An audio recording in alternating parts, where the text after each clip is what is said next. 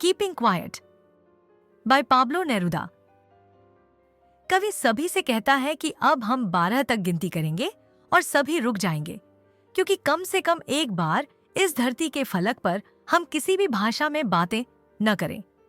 आओ हम 1 सेकंड के लिए रुक जाइए और अपने हाथों को इतना ना हिलाएं। यहाँ कवि सभी लोगों से अनुरोध करता है कि वे अपने मन में 12 तक गिने और कुछ क्षणों के लिए रुक जाएं। शायद यह 12 घड़ी के 12 घंटे या साल के 12 महीनों को दर्शाता है। वह चाहता है कि हर कोई रुककर शांत हो जाए।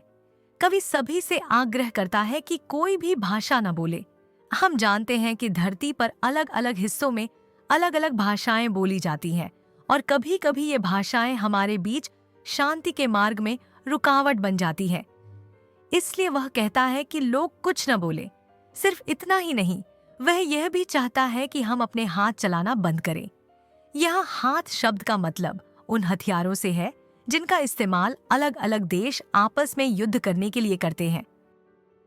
ये एक बहुत ही मोहक क्षण होगा जिसमें कोई हड़बड़ाहट या रेल पेल और मशीनों का शोर नहीं होगा। हम सभी मिलकर अचानक ही एक अनोखा अनुभव का आनंद लेंगे।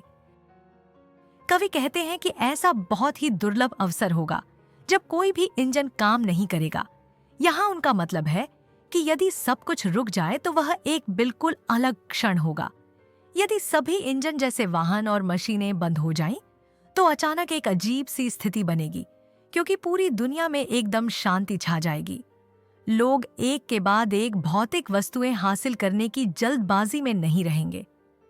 ध्रुवों के समीप ठंडे समुद्रों में मछुआरे व्हेल्स मछलियों को कोई नुकसान नहीं पहुंचाएंगे और जो आदमी नमक इकट्ठा करता है वह अपने घायल हाथों का ध्यान रखेगा, उपचार करेगा। आगे कवि कहते हैं कि मछुआरे भी रुक जाएंगे और समुद्र में व्हेल को नुकसान नहीं पहुंचाएंगे। इसका अर्थ यह है कि कवि सभी लोगों से आग्रह कर रहे हैं कि वे जानवरों को नुकसान न पहुंचाएं। वह उदाहरण देते हैं व्हेल का, जिन्हें भोजन या व्यापार के लिए शिकार किया जाता है। वह यह भी चाहते हैं कि लोग थोड़ा ठहरें ताकि वे यह देख सकें कि उन्होंने क्या हासिल किया है और क्या खोया है। इसके लिए कवि उस व्यक्ति का उदाहरण देते हैं जो नमक इकट्ठा करता है और जिसके हाथ इस काम से घायल हो जाते हैं। यहाँ कवि कहना चाहते हैं कि हर किसी को थोड़ी देर रुककर यह सोचना चाहिए कि उन्होंने अब तक क्या उपलब्धियां पाई हैं और केवल भौतिक वस्तुएं हासिल करने की चाहत में कितना कुछ खो दिया है। जो पर्यावरण के विरुद्ध युद्ध करते हैं, जो जहरीली गैसों से युद्ध करते हैं और जो अग्नि शस्त्रों से युद्ध करते हैं, वे विजय तो प्राप्त करते हैं, परंतु उस युद्ध में कोई भी जीवित नहीं बचता। कवि चाहता है कि वे स्वच्छ कपड़े पहनकर अपने दूसरे भाइयों के साथ बिना कुछ किए वृक्षों की छांव में सैर करें। जो मैं चाहता हूं उसे पूर्ण निष्क्रियता समझने की भूल नहीं करनी चाहिए। जीवन वही है जो यह हुआ करता है। मेरा मौत के साथ कोई भी रिश्ता नहीं है। कवि सभी लोगों से यह आग्रह करता है कि वे उन गतिविधियों को रोकें जो पर्यावरण को नुकसान पहुंचा रही हैं। आज इंसान पैसे कमाने के लिए ऐसी गतिविधियां कर रहा है जैसे खनन, वनों की कटाई, नदियों में रासायनिक कचरा बहाना आदि। कवि कहता है कि हमें ऐसा नहीं करना चाहिए। वह यह भी अनुरोध करता है कि लोग युद्धों में न उलझें, क्योंकि ऐसी जीत का कोई फायदा नहीं जिसमें जिंदा इंसान ही न बचे। वह ऐसा इसलिए कहता है क्योंकि युद्ध और पर्यावरण की बर्बादी अंत में पृथ्वी पर जीवन को समाप्त कर देंगे। इसके बजाय कवि चाहता है कि लोग जीवन और मानवता की ओर एक नया दृष्टिकोण अपनाएं। वह कहता है कि हमें अपने शत्रु को भी भाई जैसा मानना चाहिए और दुनिया में शांति और सौहार्द को बढ़ावा देना चाहिए। यदि हम अपने जीवनों को लगातार आगे बढ़ाने की ओर ही केवल अपना ध्यान केंद्रित न कर एक बार ही कुछ भी न करें, तो शायद एक लंबी चुप्पी हमें अपने आप को कभी न समझने से प्राप्त हुई उदासी और स्वयं को मौत के मुंह में धकेलने के खतरे के बीच रुकावट पैदा कर सकती है। अब कवि अपने पाठकों को यह स्पष्ट करना चाहता है कि जब वह उनसे कहता है कि कुछ बोलने या करने से रुक जाए, तो उसका यह मतलब नहीं है कि वे निष्क्रिय, कुछ न करने वाले व्यक्ति बन जाए। निष्क्रिय व्यक्ति वह होता है जो आलसी रहता है और कुछ भी नहीं करता। यहाँ कवि केवल यह कहना चाहता है कि हमें रुककर अपने कर्मों के परिणामों को देखना और समझना चाहिए। कवि यह नहीं चाहता कि लोग पैसों की लालच या अपने क्षेत्रों का विस्तार करने की चाह में मारे जाए। वह आगे कहता है कि लोग लगातार अपने कामों में लगे रहते हैं, बिना यह सोचे कि उनके परिणाम क्या होंगे। वे मृत्यु के भय में जीते हैं और इसीलिए मरने से पहले अधिक से अधिक चीजें पाना चाहते हैं।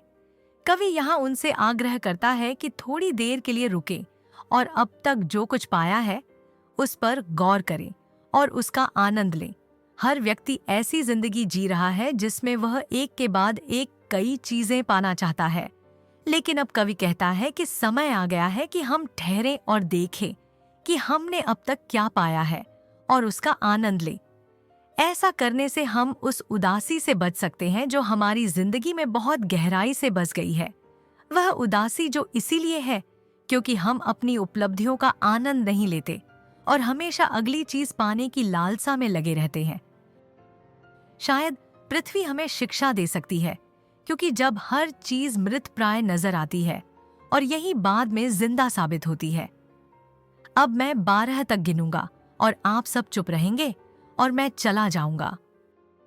सबसे अंत में कवि मनुष्यों को यह सुझाव देते हैं कि हमें पृथ्वी से सीख लेनी चाहिए। सर्दियों में सब कुछ जम जाता है और निर्जीव सा हो जाता है, लेकिन जैसे ही मौसम बदलता है और बसंत ऋतु का आगमन होता है, प्रकृति की हर चीज जैसे पेड़, पक्षी, नदियां आदि फिर से जीवन से भर उठती हैं।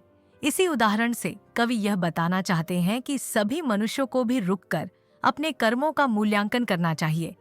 वे शांति और सुकून के साथ अपनी जिंदगी को बेहतर बना सकते हैं। अंत में कवि कहते हैं कि अब वे 12 तक गिनेंगे ताकि हम सब शांत हो जाएं। यहाँ शांत होने का मतलब है खुद को शांत करना और शांति व भाईचारे के मार्ग की ओर बढ़ना। यह कहने के बाद कवि कहते हैं, मैं चला जाऊंगा। इसका अर्थ यह है कि उन्होंने अपना संदेश लोगों तक पहुंचा दिया है और अब वे चाहते हैं कि लोग अकेले बैठकर इस पर सोचें और शांति की दिशा में काम करें।